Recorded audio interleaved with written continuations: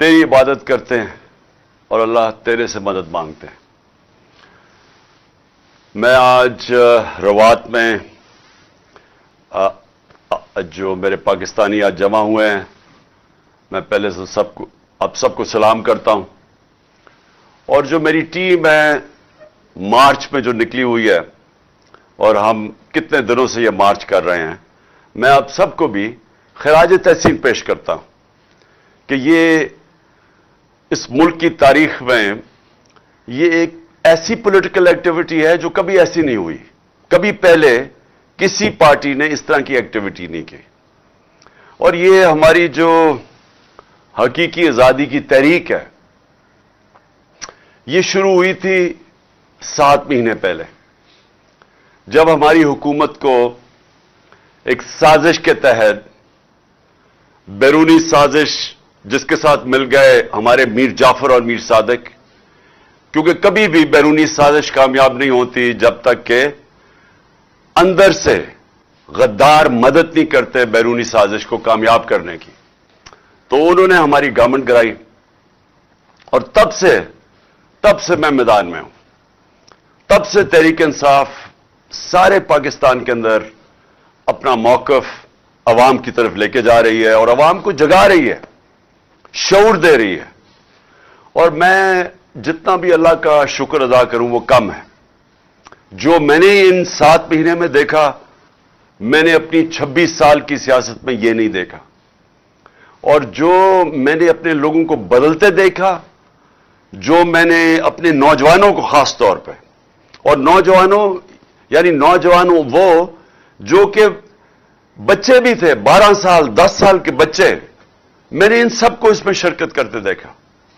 मैं जब निकला लाहौर से तो सारा रास्ता मैंने ख्वातीन को देखा, पर्दादार ख्वातीन को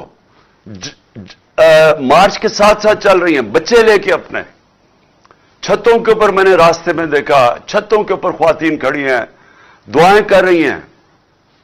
तो कभी ऐसे मैंने सीन अपनी जिंदगी में पाकिस्तान में नहीं देखे। तो मैं इसलिए अल्लाह का शुक्र अदा करना चाहता हूं कि सिर्फ एक जागी हुई कौम, एक बाशऊर कौम अपनी आजादी के लिए जदोजहद करती है। गुलाम कभी भी आजाद होने की कोशिश नहीं करते, गुलाम ही रहते हैं। और लेकिन जब एक इंसान को समझ आ जाती है कि आजादी क्या है, तो तब फिर वो खड़ा होता है अपनी आजादी के लिए। तो हमारी ये जो तहरीक शुरू हुई 7 महीने पहले, सारे पाकिस्तान में हमने जलसे किए और फिर लोगों ने कुर्बानियां दी इसमें। 25 में, ये मैं कभी भूलूंगा नहीं, 25 में जो हमारे साथ जुल्म किया गया, यही जो फैशिस्ट, जो जराइम पेशा लोग जो हमारे ऊपर मुसल्लत किए, जब हमें हटा के तो जो लोगों को हमारे ऊपर मुसल्लत किया गया, ये पाकिस्तान को 30 साल से मुख्तलिफ किस्म के तौर तरीकों से ये जुर्म कर रहे थे। मनी लॉन्ड्रिंग, मुल्क का पैसा लूट के बाहर ले जाना, लोगों को मरवाना, मॉडल टाउन के अंदर दिन दिहाड़े पुरअमन एहतजाज करने वालों को कत्ल करना, गोलियां मारना पुलिस के जरिए, पुलिस मुकाबले में लोगों को मारना। ये शहबाज शरीफ के ऊपर एमनेस्टी इंटरनेशनल या ह्यूमन राइट्स वॉच में 97 से 99 तक इसके ऊपर रिपोर्ट है कि इसने कई 100 लोग पुलिस मुकाबले में मरवाए। वो जो आबिद बॉक्सर है, उसने टीवी के ऊपर आके बताया, वो जो पुलिस वाला था, कहता मेरे जरिए इसने लोगों को मरवाया। राना सनाउल्लाह के ऊपर 18 कत्ल, आबिद शेर अली का बाप कहता है इसने कत्ल किए। सारा फैसलाबाद जानता है इसको।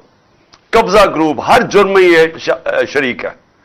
इन्होंने मिलकर 25 मई को हमारे ऊपर जो किया, घरों में गए, कारकुनों के घरों में गए, उनकी औरतों के सामने, यानी आदमियों को पकड़ पकड़ के लेके गए, बच्चों को लेके गए, थानों में रात को लेके गए। कोई हर इस मुल्क के जो हकूक, इंसानी हकूक की खिलाफ वर्जी करते हुए वारंट के बगैर घुसे लोगों के घरों में। और इन्होंने फिर जो औरतें, बच्चे, यानी हमारी जो तहरीक इंसाफ के जलसे हैं, کبھی پاکستان میں ایسے جلسے نہیں ہوئے.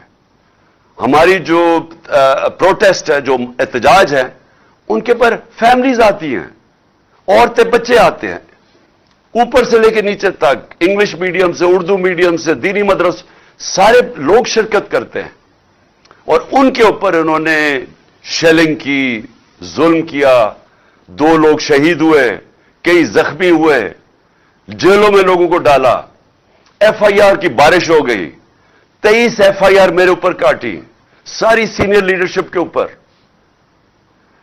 جب میرے دور میں 3 لانگ مارچز کی گئی, 2 فضل الرحمان نے اور 1 بلاول نے, ہم نے تو کوئی نہیں روکا, ہم نے کوئی ایف آئی آر نہیں کاٹی, ہم نے تو ان کے سامنے کنٹینر بھی نہیں رکھے.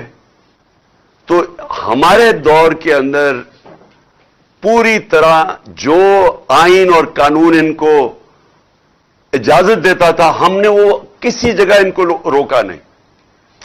ہمارے تو 25 مئی کو انہوں نے کیا, اس کے بعد ایک خوف کی فضا بن گئی. ایک ڈرٹی ہیری آ گیا اسلام آباد میں, اس نے اور زیادہ ظلم شروع کیا, تشدد کیا لوگوں پہ, کیسز بنائے, سوشل میڈیا کے لوگوں کو اٹھا اٹھا کے جیلوں میں ڈالا, اور جیلوں میں بھی نہیں ڈالا, پکڑ اٹھاتے تھے, ان کو مارتے تھے اور پھر اگلے دن واپس گھر دے دیتے تھے, دھمکیاں دے کے. جو خوف کی فضا بنائی گئی, جنرل مشرف کے مارشل لاء میں میں جیل میں گیا, وہاں میں نے ایسا نہیں ظلم دیکھا اس کے دور میں. جو انہوں نے جس طرح ہمارے اوپر جو اسٹیٹ کو پوری طرح اس کا جو ظلم ہمارے اوپر کیا, ہمیں ایسے لگا ہم پاکستانی نہیں ہیں. میں جس کو یہ قوم 50 سال سے جانتی ہے, وہ پاکستانی 50 سال سے جانتی ہے قوم. ہر قسم کا پاکستان کا سول ایوارڈ مجھے ملا ہوا ہے. دنیا میں مجھے جانتے ہیں کہ پاکستان کو میں ریپرزینٹ کرتا تھا. مجھے انہوں نے اس طرح رکھا جیسے کہ میں کوئی بیرونی ملک کا غدار ہوں. جو میرے نوکروں کو انہوں نے ایجنسیز نے آ کے پیسے دے کے ان کو اپنی تنخواہ پہ رکھا, میرے اوپر کوئی ڈیوائس رکھنے کے لیے, آگے بھی ان کے پلان بنے ہوئے تھے نقصان پہنچانے کے لیے مجھے. اس کے علاوہ جو انہوں نے شہباز گل کو جس طرح ایک کوئی جملہ کہہ دیا پکڑ کے, ایک جملہ ٹی وی پہ کہا, پہلے تو ٹی وی بند کر دیا AR وائی, اس کے اوپر اس کا وہ جو پروڈیوسر تھا اس کو اٹھا کے لے گئے رات کے 3 بجے. شہباز گل کو ننگا کر کے اس کے اوپر تشدد کیا. ایک یونیورسٹی پروفیسر, کوئی عام آدمی نہیں, یعنی چلے کوئی دہشت گرد ہوتا, چلے میں مان بھی لوں, کوئی بیرون ملک غدار ہوتا, کوئی مجرم ہوتا, ایک یونیورسٹی پروفیسر کو انہوں نے ننگا کر کے مارا صرف خوف پھیلانے کے لیے. یہ جو ڈرٹی ہیری آیا, اس نے سوچا کہ یہ جس طرح یہ پہلے کرتا آیا بلوچستان میں دہشت گردوں کے خلاف, ہمارے اوپر وہ شروع کر دیا. پھر اعظم سواتی سے کیا کیا, 75 سالہ سینیٹر. یہ میں آپ بتا رہا ہوں کہ یہ ہماری ملک کی تاریخ میں کبھی ایسی چیزیں نہیں ہوئی. اس کو ٹویٹ کے اوپر مارا, پہلے گھر میں اس کے پوتا پوتیوں کے سامنے, پھر جا کے ننگا کر کے اس کو ایجنسی کے حوالے کیا جدھر اس کے اوپر تشدد کیا گیا. اور اس کے بعد ڈرانے کے لیے کہ اس کا منہ بند ہو جائے, اس کے میاں بیوی کی ایک کیسٹ اس کی بیوی کو بھیجی. کبھی ملک ایسے نہیں گرا. اور صرف بتانے کے لیے, کوشش کرنے کے لیے, ہمیں بتانے کے لیے کہ جو تمہارے سے بولے گا ہم تمہارا یہ مثال بنائیں گے. اور پیغام بھیجے گئے. اعظم سواتی کے اوپر جب تشدد ہو رہا تھا تو اسے کہا کہ یہ عمران خان سے ہم یہ کریں گے, کہ جس طرح عمران خان ڈر جائے گا اور چپ کر کے بیٹھ جائے گا. اور پھر میرے اوپر جو قاتلانہ حملہ کیا گیا, جو مجھے پہلے سے ہی پتا تھا کہ تیاری ہو رہی ہے, کہ دینی انتہا پسند نے جی عمران خان کو مار دیا. پہلے کس ایجنسی نے وہ ویڈیو بنائی, اس لیے جب بھی انویسٹیگیشن ہوگی پتہ چلے گا کہ کون سی ایجنسی نے یہ ویڈیو بنائی, کس کے کہنے پہ بنائی, کون سا وہ آفیسر تھا, اس کے کہنے پہ پہلے وہ بنائی گئی. اس کے بعد وہ ایک ان کا پالتو کوئی وقار سیٹھی یا کچھ ہے, उसने वो इनसे लिंक है, और मुझे पता था क्योंकि जब मैं वजीर आजम था मुझे पता था एजेंसीज के साथ कौन लिंक्ड है। उसने फिर जाके उसको उठाया, फिर ये दोनों मरियम दोनों ने उसको प्रेस कॉन्फ्रेंस की, फिर पीटीवी पे 4 दिन प्रोग्राम हुआ उसके ऊपर, सिर्फ बताने के लिए कि इमरान खान ने दीन की तौहीन की है, और तैयारी ये कर रहे थे कि अब इसकी आड़ में एक दीनी इंतहा पसंद इसे मार देगा। मैंने ये 24 सितंबर को भी पब्लिक को बताया, और फिर 6 अक्टूबर 7 अक्टूबर को जलसों में बताया कि ये इनका प्लान बन रहा है। इस इंतहा पे कि कोई इस मुल्क के अंदर, जो मैं छोड़े कि मैं इमरान खान हूं, कोई भी दुनिया का मुल्क हो, उसके अगर एक मुल्क में जो सबसे बड़ी जमात है, जो एक फेडरल पार्टी है, क्योंकि पॉलिटिकल पार्टीज मुल्क को इकट्ठा रखती हैं, मुल्क की फौज नहीं इकट्ठा रख सकती, नहीं तो इस पाकिस्तान ने लहदा नहीं होना था। पॉलिटिकल पार्टीज मुल्क को इकट्ठा रखती हैं, और जो पार्टी सारे मुल्क में वाहिद पॉलिटिकल फेडरल पार्टी है, उसको खत्म करने की कोशिश की गई, हर कोशिश की गई उसे खत्म करने की। और ये कौन कर रहा था, क्या इसका मकसद था, इसके ऊपर मैं एंड में आऊंगा। लेकिन ये सारी चीजें हमने बर्दाश्त की, उसके बावजूद हमने ये मार्च की, और हमने मार्च इसलिए की, पॉलिटिक्स के लिए नहीं की, ये सियासत के लिए नहीं हो रहा। मुझे 6 महीने में हर जगह पे, कई जगह के ऊपर मुझे लेटर आता था कि आप अगर इस जलसे में जाएंगे तो आपकी जान खतरे में है। कई जगह चीफ सेक्रेटरी लेटर भेजता था कि जी आपकी जान, मुल्तान का जलसा ना करें, आपकी जान खतरे में। कई जगह है, इसका मुझे खुद पता था कि ये प्लान बना रहे हैं मुझे मारने का। उसके बावजूद मैं निकला, और आज इंशाल्लाह मैं अभी आपको डेट दूंगा एंड में कि मैं आ रहा हूं पिंडी। मुझे पता है कि अभी मेरी जान खतरे में है, सबको पता है, क्योंकि ये लोग जिन्होंने अभी कोशिश की है, ये अभी भी वहीं बैठे हैं, तो मुझे पता है जान खतरे में है। लेकिन मैं क्यों उसके बावजूद निकलूंगा? सियासत के लिए नहीं। मुझे सियासत क्या दे सकती है जिसको अल्लाह सब कुछ दे चुका है? मैं एक हकीकी आजादी की जंग लड़ रहा हूं। मैं समझता हूं कि मौत गुलामी से ज्यादा बेहतर है। एक गुलाम की जिंदगी से बेहतर मर जाना है, और खास तौर पे इन चोरों की गुलामी, ये जो 30 साल से चोरों का टोला मुल्क को लूट रहा था, अब इकट्ठा बैठ गया है, जो पहले एक दूसरे के खिलाफ लड़ता था, इनकी गुलामी से, या इनके बच्चों की गुलामी जो ये तैयार कर रहे हैं अपने बच्चे, उससे बेहतर है मर जाओ। मैं इसलिए निकल रहा हूं, और मैं अपनी सारी कौम को भी कह रहा हूं कि देखें, आपने फैसला करना है कि क्या हमने इसी तरह चलना है, क्या इन चोरों के बाद जो अपने बच्चे तैयार कर रहे हैं, और बच्चों ने जिंदगी में 1 घंटा काम नहीं किया, उनका सिर्फ काम, उनको सिर्फ एक चीज आती है, मनी लॉन्ड्रिंग। वो छोटे छोटी उम्रों में वो अरबोपति बन गए थे, क्योंकि मां बाप ने उनके नाम पे या चोरी करके पैसा इनके नाम पे चीजें ली हुई हैं। ये जो 4 लंदन में महंगे अरबों रुपए के मेफेयर के जो अपार्टमेंट्स हैं, ये मरियम के नाम पे तब थी जब ये कोई 20-21 साल की थी। और ये जो उसका बेटा है हसन शरीफ, 10 अरब रुपए का घर बेचा इसने लंदन के अंदर। किधर से पैसा आया? तो ये सारे बच्चे शुरू में ही, ये जो तैयार कर रहे हैं बच्चे, इनकी ये खासियत है कि ये मनी लॉन्ड्रर्स है सारे। वो बिलावल, अब बिलावल, मैं आपको ये बताऊं कि सियासत में तो इसका कोई मुस्तकबिल ही नजर आ रहा।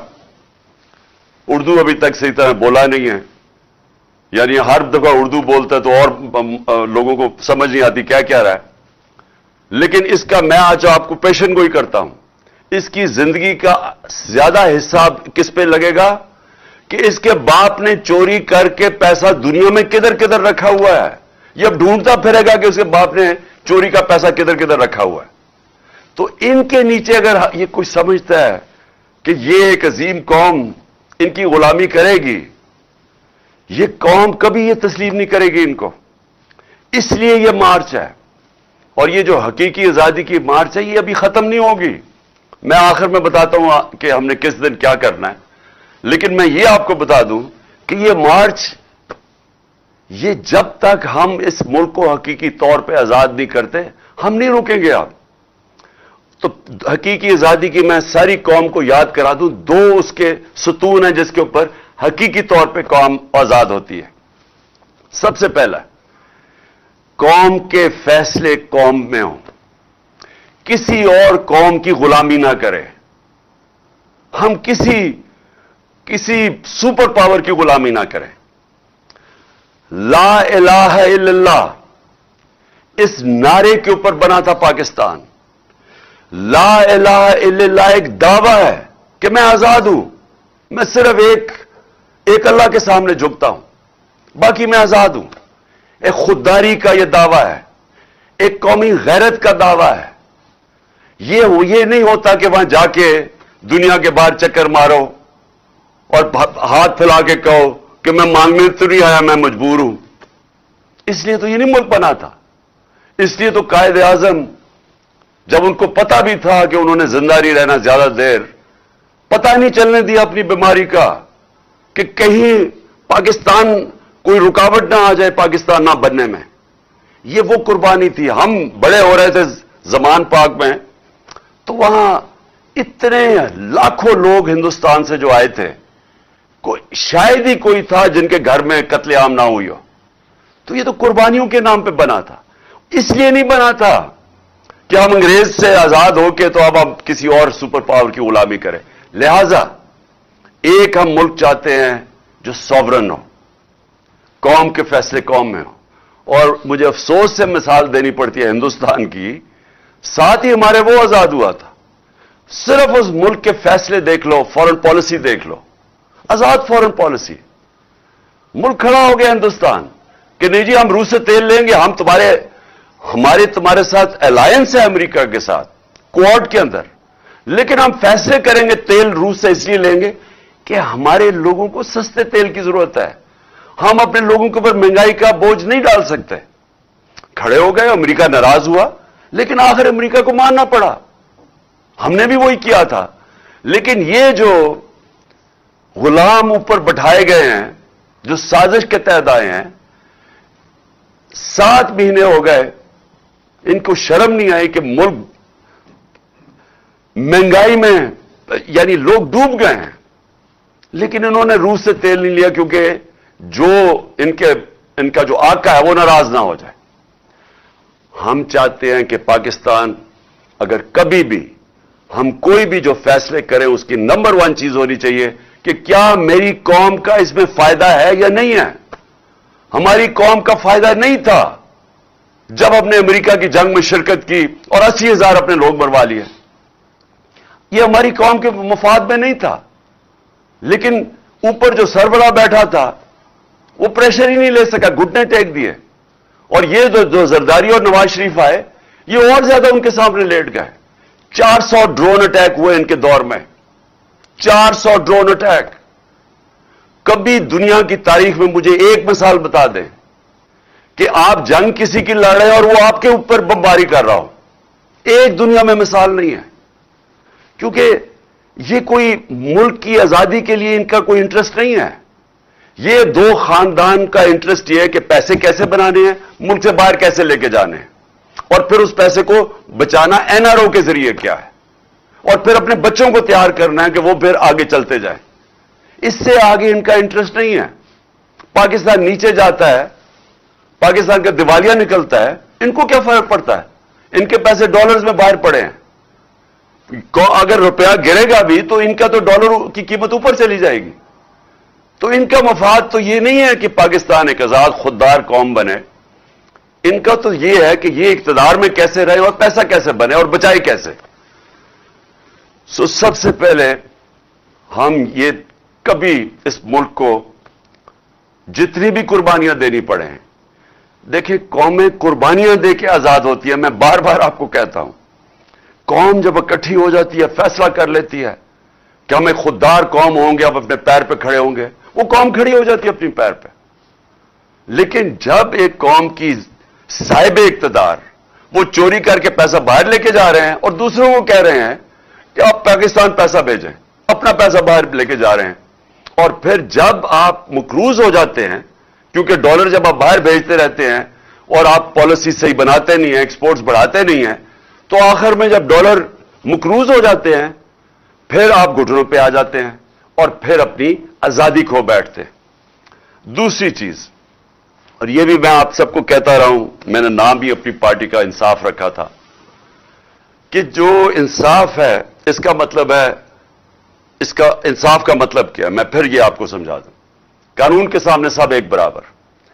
इंसाफ इंसानों को आजाद करता है, क्योंकि अगर इंसाफ नहीं होता माशरे में तो जो कमजोर होता है वो ताकतवर का गुलाम होता है। जो जंगल का कानून है, जंगल के कानून के अंदर इंसाफ नहीं होता, ताकत की हुक्मरानी होती है।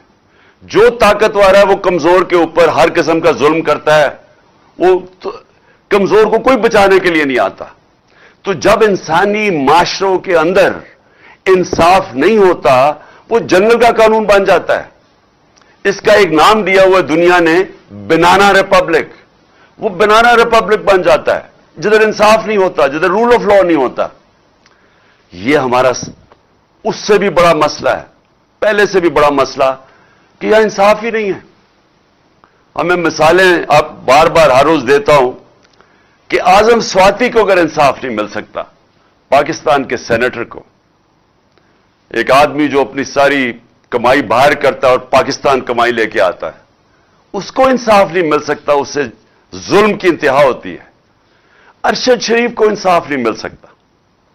सारी पाकिस्तान की सहाफी बरादरी को सोचना चाहिए, और मैं थोड़ा मायूस भी हूं अपनी सहाफी बरादरी से, कि जो अरशद शरीफ से हुआ है, औरों से भी हुआ है, लेकिन जो अरशद शरीफ से हुआ, अगर आप इसके ऊपर कोई स्टैंड नहीं लेंगे, और आपको स्टैंड लेना चाहिए था, जिस तरह उसके ऊपर एफआईआर काटी गई, उसके ऊपर धमकियां दी गई। क्यों धमकियां दी गई? कि जो आपका मौकफ है, क्योंकि जो हुकूमत में बैठे हैं वो डरे हुए थे कि सच सामने आ जाए, तो वो साजिश सामने लेके आ रहा था। अरशद शरीफ क्या कर रहा था? वो साजिश सामने लेके आ रहा था जो इस मुल्क से हुई है। तो उसके बावजूद कि वो सच और राय हक पे खड़ा था, उसको धमकियां मिल रही थी, उसको जान की फिर धमकी दी गई।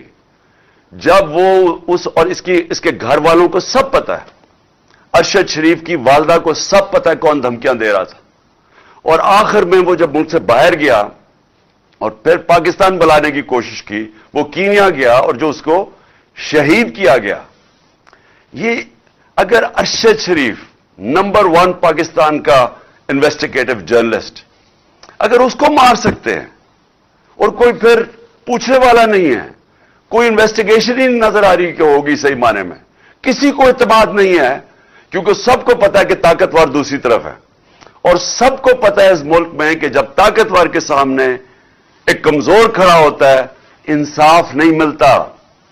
मुल्क का एक्स प्राइम मिनिस्टर, जो मैंने आपको कहा कि अगर मैं एफआईआर नहीं रजिस्टर करवा सका, पुलिस वाले कहते कि जी हमारी पंजाब गवर्नमेंट है, हमारी पुलिस है, वो पुलिस वाले कहते जी अगर आपने मैं इस्तीफा दे देता हूं, मैं नहीं ये कर सकता, क्योंकि ताकतवर था दूसरी तरफ, डर्टी हैरी, उसका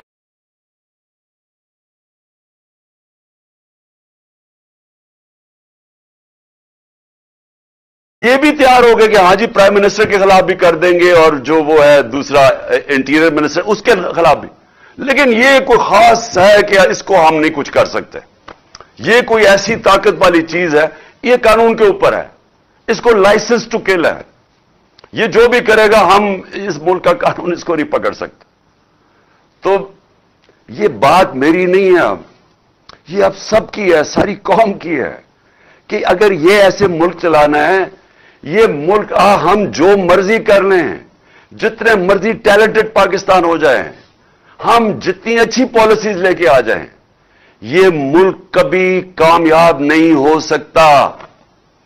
हजरत अली रज़ियल्लाहु ताला का कौल है, और मैं ये बार बार अब से नहीं 26 साल से ये बता रहा हूं कि कुफर का निजाम चल जाएगा, लेकिन जुल्म और नाइंसाफी का निजाम नहीं चल सकता। और अगर आपने देखना नहीं चलते हुए, तो सारी डेवलपिंग वर्ल्ड गरीब मुल्क देख लें, जिनको डेवलपिंग वर्ल्ड कहते हैं वो सारे गरीब मुल्क हैं। एक एक गरीब मुल्क आप जाके देख लें, सब यही हाल है। उधर भी ऐसे लोग बैठे हुए हैं, शरीफ और जरदारी खानदान चोरी करते हैं, पैसा बाहर भेजते हैं, उनका इंसाफ का निजाम नहीं उनको पकड़ सकता। उधर भी डर्टी हैरी जैसे लोग बैठे हुए हैं जो कि इतने तकड़े हैं, सब डरते हैं उनसे। उनको वो जो मर्जी करें कर सकते हैं, कानून के ऊपर है वो। और दूसरी तरफ सारे अमीर मुल्कों में चले जाएं, दुनिया के सारे पैसे वाले मुल्कों पे चले जाए जिधर खुशहाली है, जिधर हमारे पाकिस्तानी इतनी कोशिश करते हैं यहां से वीजा लेके बाहर जाने के लिए। हमारे नौजवान तरसते हैं कि हम किसी तरह बाहर चले जाएं। क्यों करते हैं? क्योंकि वहां खुशहाली है। तो खुशहाली की बुनियाद किस पर रखी गई है? इंसाफ के ऊपर। वहां सबसे बड़ी चीज इंसाफ है। मैं जब बरतानिया में गया तो वहां आपको कोई कब्जा ग्रुप नहीं नजर आता। किसी की जमीनों पे कब्जे किसी की जरूरत नहीं है करने की, क्योंकि अदालतें इंसाफ करती हैं।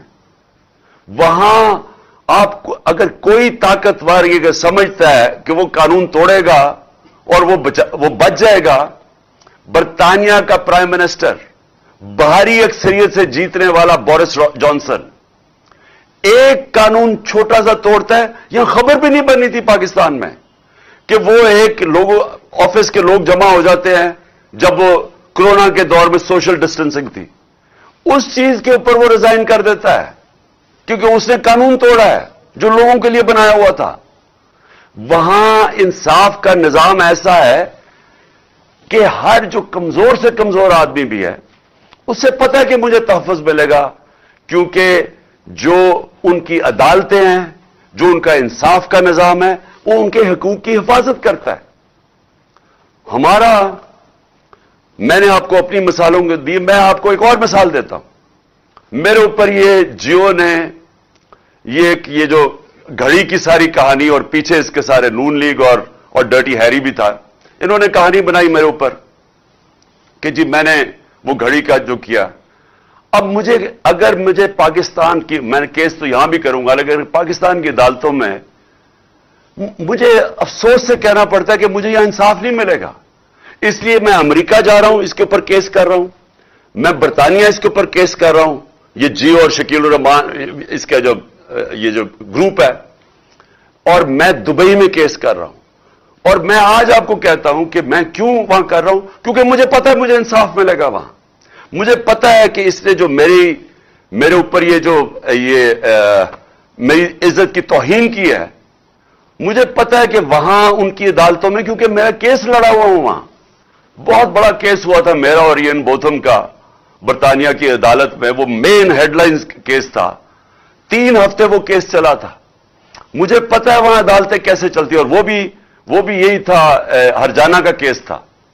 तो मुझे तो पता है वो कैसे चलता है, और मुझे पता है कि जो अब इन्होंने जो किया है, इसके ऊपर जो हरजाना होगा, इसके ऊपर जो डैमेजेस होंगे, मैं इसलिए चाहता हूं कि पाकिस्तानी कौम देखेगी क्या होगा। और मैं इसलिए चाहता हूं कि हमें भी यहां देखना चाहिए, हमारी अदालतों को भी, कि हम क्यों ये नहीं कर सकते, क्यों नहीं लोगों की इज्जत की हिफाजत कर सकते, क्यों एक मुल्क के एक्स प्राइम मिनिस्टर के ऊपर इस तरह गंद उछाला जाए, किसी के ऊपर भी, किसी इंसान पे भी। लेकिन यहां तो कोई भी पूछने वाला नहीं है। और ये है, इसको मैं कहता हूं क्यों वो खुशहाल है मुल्क, क्योंकि आप और तो छोड़े ना दुनिया में सरमायाकार, जो आपके जो पाकिस्तान की बिजनेस आज मगरब में हैं, जो यूरोप में हैं, जो अमेरिका में हैं, जो दुबई में हैं, आप उनसे पूछे ना पाकिस्तान आगे क्यों नहीं सरमायाकारी करते। हमारा 1 करोड़ है पाकिस्तानी बाहर बैठा हुआ। अगर 5 लाख पाकिस्तानी बाहर बैठे हुए फैसला कर लें कि हमने पाकिस्तान में आके सरमायाकारी करनी है, आप ये यकीन से मैं आपको कहता हूं कि यहां इतना डॉलर आ सकता है पाकिस्तान में कि हमें किसी के सामने हाथ फैलाने की जरूरत नहीं है। हमारे अपने ओवरसीज पाकिस्तानी अगर यहां पाकिस्तान में सरमायाकारी करनी शुरू कर दें, हमें कोई मसला ना हो कि हम भागे फिर रहे हैं, कभी यहां पैसे मांग रहे हैं या हमारे रुपया गिर रहा है। लेकिन वो आते क्यों नहीं है? उनसे पूछें कि क्यों नहीं वो पाकिस्तान में आके सरमायाकारी करते। सबसे बड़ा मसला यह होगा, एक अंग्रेजी का लफ्ज है कॉन्ट्रैक्ट एनफोर्समेंट। ان کو یہ خوف ہوتا ہے کہ اگر ان سے یہاں کوئی فراڈ ہوگا تو یہاں ان کو کوئی تحفظ نہیں ملے گا. یہاں اگر وہ پلاٹ بھی خریدتے ہیں تو ان کے اوپر بھی قبضے ہو جاتے ہیں. میں جب باہر جاتا تھا پیسے اکٹھے کرنے کے لیے بیرون ملک پاکستانیوں سے، شوکت خانم کے لیے، نمل کے لیے، تحریک انصاف کے لیے، تو میرا جب ان سے میں ملتا تھا، اور اب سے نہیں 30 سالوں سے بات کر رہا ہوں، ہمیشہ وہ یہ کہتے تھے کہ ہمارے پلاٹوں کے اوپر قبضے ہو جاتے ہیں اور وہ کیس پھنس جاتا ہے جا کے عدالت میں، اور پھر وہ آخر میں ہمیں وہ قبضہ گروپ آگے کہتا ہے اچھا جی جو پلاٹ کی قیمت تھی 1000 روپے، وہ کہتے ہیں جی 100 روپے لو اور جان چھوڑو. یہ اتنے پاکستانیوں سے ہوا ہے. تو جب پلاٹ ہی نہیں وہ خرید سکتے اس ملک میں اور ان کو خوف ہے کہ اس کے اوپر بھی قبضہ ہو جائے گا تو سرمایہ کاری کون کرے گا؟ تو ہمارے ملک کا جو مستقبل ہے وہ جدھر یہ لے آئے ہیں پاکستان کو، جو ہمیں کھڑا کر دیا، دیوالیہ نکال دیا ہمارا ان 7 مہینے میں، اب جو آگے ہم نے ملک کو جب اٹھانا ہوگا تو اس کے لیے ہمیں اپنے ملک میں قانون کی بالادستی قائم کرنی ہوگی. یہ جو بڑے بڑے ڈاکو جو ہر باری چوری کر کے اور این آر او لے لیتے ہیں، یہ کسی مہذب معاشرے میں اس کا تصور نہیں ہے کہ انہوں نے قانون پاس کیا اسمبلی سے، اور سارے جن کے اوپر کیسز تھے نیب میں، وہ باقاعدہ شکے ہیں جس میں بڑے بڑے ڈاکو بچ رہے ہیں. اس میں زرداری کسی میں بچ رہا ہے، مریم کسی میں بچ گئی ہے، جو اور ان کے لوگ پھنسے ہوئے سب بچ رہے ہیں. 1100 ارب روپیہ جو اس قوم کو آنا تھا وہ سارا انہوں نے ہضم کر لیا ہے قانون بدل کے، اپنے آپ کو فائدہ، اپنے آپ کو این آر او دے کے. تو جب طاقتور چوری کر کے بھی نہیں پکڑا جائے، کمزور کو تحفظ نہ ملے، وہ قوم آزاد نہیں ہوتی، وہ اپنی آزادی کھو بیٹھتی ہے. جس طرح حضرت علی کا قول ہے کہ وہ نظام نہیں چل سکتا، اور یہ ہمارا نہیں ہے، یہ سارے غریب ملکوں کا یہی کہانی ہے. تو اس لیے یہ دوسری چیز ہے، یہ ہماری جدوجہد چلے گی طاقتور کو قانون کے نیچے لانے کے لیے، اور یہ چلتی رہے گی، یہ مارچ سے آگے چلتی جائے گی، یہ تو تحریک چلتی جائے گی جب انشاءاللہ جب تک حقیقی طور پہ اپنے ملک کو آزاد نہ کریں. اب میں 2-3 اور آخر میں باتیں کرتا ہوں. ڈیٹ، کیونکہ میں نے آپ کو ابھی ڈیٹ دینی ہے کہ ہم نے کس دن انشاءاللہ اسلام آباد سب نے پہنچنا ہے، پنڈی پہنچنا ہے کس دن، وہ میں آپ کو بھی ڈیٹ دینے لگا ہوں. لیکن میں آج 7 مہینے ہو گئے ہیں ہماری گورنمنٹ کو ہٹائے، تو میں آج اپنی جو طاقتور ہماری جو اسٹیبلشمنٹ ہے، جن کے پاس طاقت ہے، جو اس ملک کو کسی طرف بھی لے جا سکتے ہیں، پازیٹو بھی لے جا سکتے ہیں، نیگیٹو بھی لے جا سکتے ہیں، تو میں ان سے آج ایک سوال پوچھتا ہوں. میرا یہ سوال ہے، اور کیونکہ مجھے اس کا کوئی جواب آیا نہیں ابھی تک، کہ یہ لوگ جو 2 خاندان تھے، جنرل مشرف نے ان کو ہٹایا جب 99 میں، تو 2 دفعہ یہ کرپشن میں 90 کی دہائی میں نکل چکے تھے، اور کیسز کرپشن کے انہوں نے ایک دوسرے کے اوپر بنائے تھے. نون لیگ کہتی تھی پیپلز پارٹی کرپٹ ہے، نواز شریف کرپٹ ہے، وہ کہتی تھی زرداری کرپٹ ہے. زرداری کو جیل میں نواز شریف نے ڈالا، اور پھر ان دونوں کو مشرف نے ہٹا دیا، اور لوگوں نے مٹھائیاں بانٹی اور کرپشن پہ ہٹایا. اس کے بعد انہی کو جنرل مشرف نے این آر او دے دیا، اور اس کے بعد انہوں نے 10 سال جو ملک سے کیا ہے 4 گنا زیادہ قرضہ بڑھا دیا. لوگوں نے ان کے غصے میں مجھے ووٹ دی 2018 میں. اب میرا سوال یہ ہے کہ وہ کیا چیز تھی کہ ایک دم 3.25 سال کے اندر یہی لوگ پتہ نہیں کس میں نہا کے آئے کہ یہ ایک دم ٹھیک ہو گیا اسٹیبلشمنٹ کے لیے، اور اس کے بعد یہ ہمارے اوپر پھر مسلط ہو گئے. چلے مانتے ہوں کہ اسٹیبلشمنٹ نے کوئی اس کے اوپر سازش نہیں کی، لیکن روک تو سکتے تھی نا، جانتے تو تھے ان کا ماضی. کیا ان کا ماضی نہیں پتا تھا؟ فائلیں تو ساری پڑی ہوئی ہیں ایجنسیز کے پاس ان کی چوری کی، سب کچھ. تو کیونکہ میں 3.5 سال پرائم منسٹر تھا، مجھے پتہ ہے کہ ساری ڈیٹیلز ہماری ایجنسیز کے پاس پڑی ہوتی ہے کہ ان کی چوری انہوں نے کتنی کی، تو وہ تو سب پتا تھا. تو وہ کیا چیز ہوئی کہ ان کو پھر ہمارے اوپر مسلط کر دیا؟ बैरूनी साजिश कामयाब हो ही नहीं सकती जब तक अंदर उनकी मदद ना हो। तो मेरा सवाल यह है कि अब 7 महीने के बाद कोई एक भी मुझे चीज बताएं कि इन्होंने मुल्क के अंदर बेहतरी की हो। मुझे एक चीज बता दें। इकोनॉमिक सर्वे पाकिस्तान की इनके दौर में पब्लिश हुई, उसी इकोनॉमिक हमारे दौर में नहीं हुई। वो हर साल जो बताती है कि पाकिस्तान की मायशत के क्या हालात है, वो इनके दौर में पब्लिश होती है और वो कहती है कि 17 साल के बाद पाकिस्तान तहरीक इंसाफ के जो आखिरी 2 साल थे, 17 साल के बाद बेहतरीन हमारी माशत की इजाफा हुआ, उसमें 5.7% और 6%। ये 17 साल के बाद कोरोना के बावजूद ये हमारी माशत ऊपर आ रही थी। उसी इकोनॉमिक सर्वे में लिखा होता है कि 50 साल के बाद हमारी जो इंडस्ट्रियल ग्रोथ है, जिसमें असल में नौकरियां होती हैं, नौकरियां मिलती हैं, जिसमें दौलत में इजाफा होता है, वो होती है जब इंडस्ट्री आपकी बढ़ती है।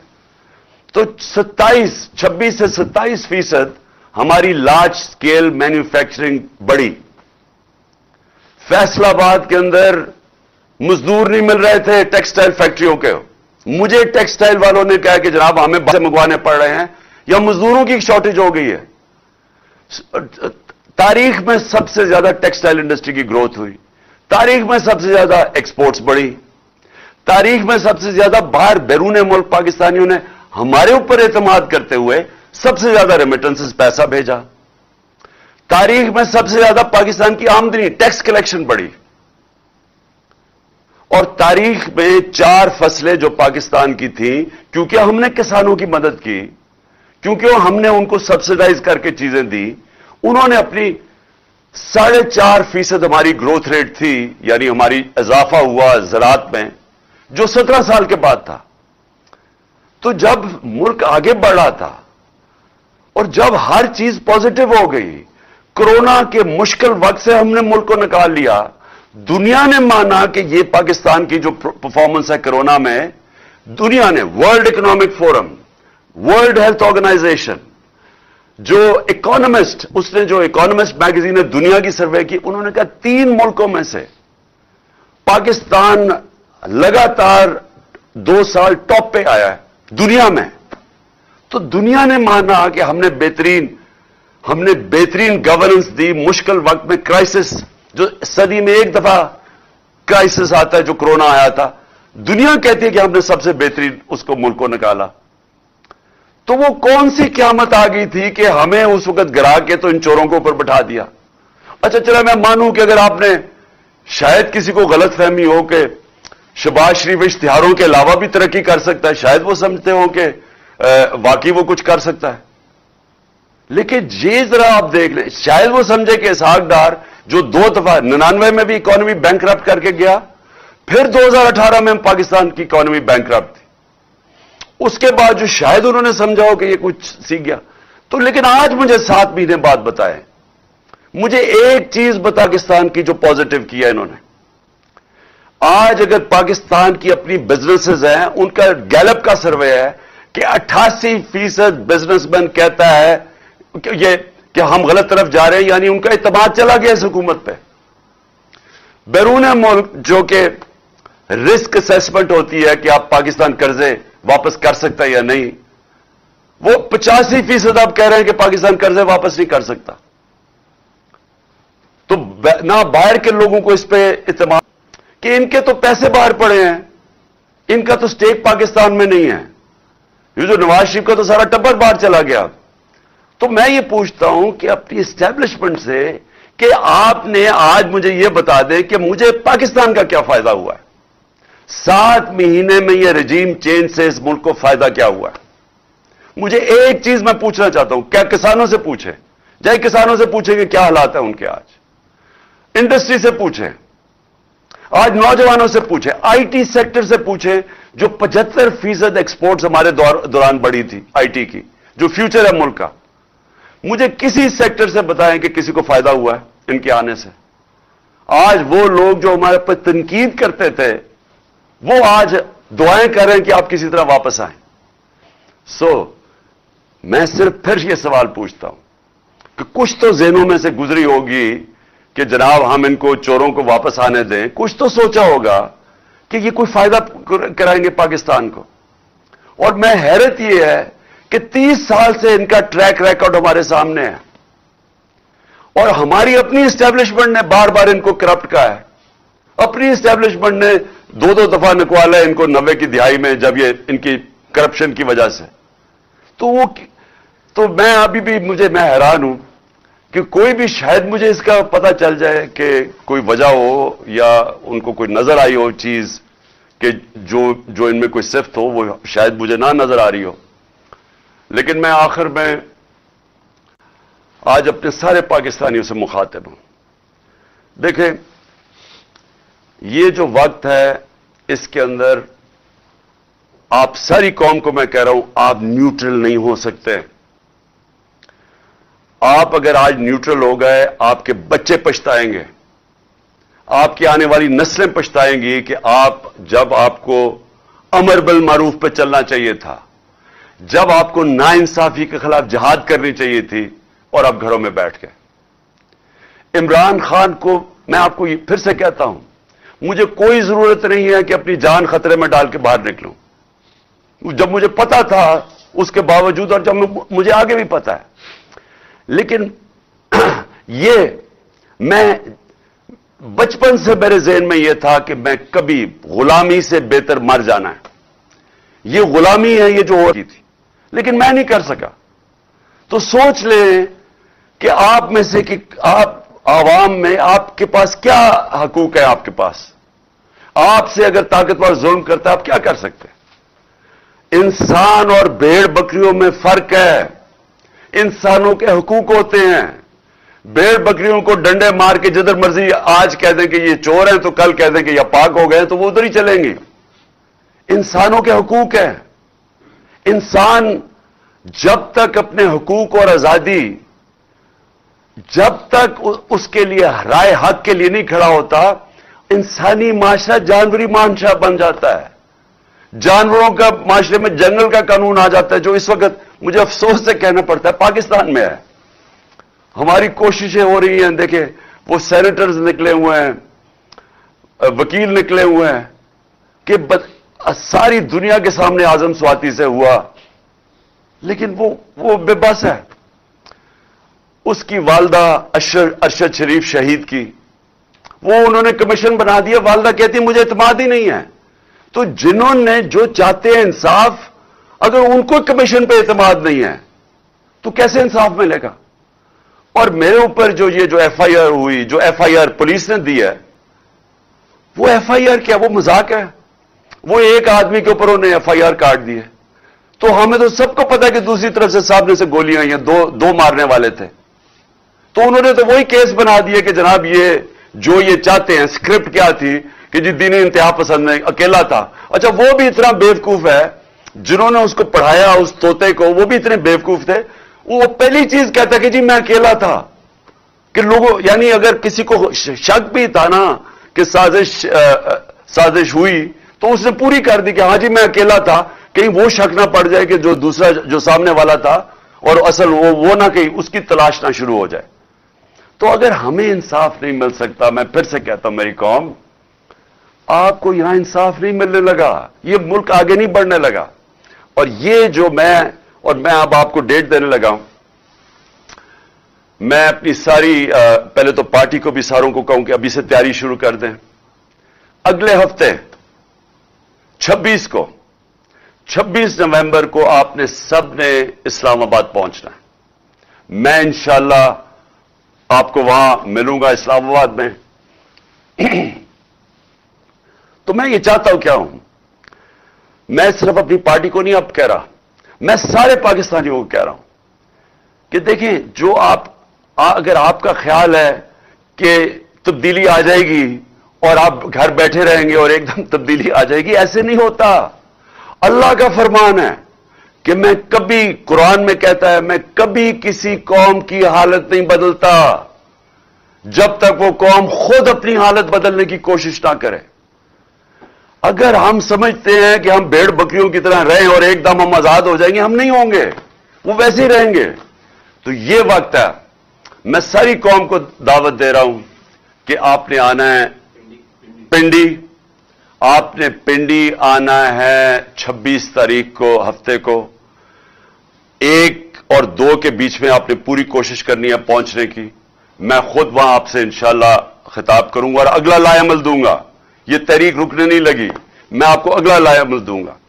और मैं अपने सारे जो ताकतवर हल्के हैं, मैं आपको सिर्फ एक चीज कहना चाहता हूं, जिससे मर्जी आज पूछ ले, आपके पास ताकत है, आपकी जिम्मेदारी है, जिससे पूछ ले, बिजनेसमैन से पूछ ले, प्रोफेशनल से पूछ ले, इकोनॉमिस्ट से पूछ ले, किसी से भी पूछ ले, अगर कोई आपको कहे कि सिवाय एक हल के साफ और शफाफ इलेक्शन, इसके अलावा कोई दूसरा हल नहीं है अब इस दलदल से निकलने का जिधर इन्होंने 7 महीने में हमें लेके जा रहे हैं, इसके अलावा कोई रास्ता नहीं है, इनके पास कोई प्लान ही नहीं है।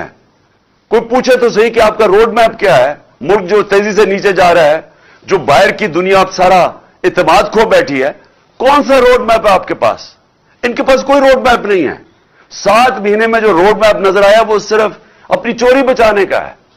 सो लिहाजा सारी कौम उधर आएगी और हम डिमांड करेंगे एक चीज, साफ और शफाफ इलेक्शन, और हम हमारी तहरीक चलती रहेगी हकीकी आजादी की उसके बाद भी, जब तक हम इस कौम को एक सही माने में एक वो कौम ना बना दें जिसमें हर इंसान के हकूक हों, जिधर थाना कचहरी पटवारी की सियासत ना हो, क्योंकि वो हकूक उनको आजाद कर दें लोगों को। क्यों नहीं बरतानिया के अंदर थाना कचहरी होती? क्यों कचहरियों में जुल्म वहां नहीं होता? क्यों पटवारी को रिश्वत नहीं देनी पड़ती वहां? क्योंकि वहां हकूक है इंसानों के, वो आजाद लोग हैं, वो इंसाफ है। उसके लिए मैं चाहता हूं सारी कौम मिलके हमारे साथ जद्दोजहद करे, और इंशाअल्लाह मैं सबको अगले हफ्ते पिंडी में आपसे मेरी मुलाकात होगी। पाकिस्तान जिंदाबाद।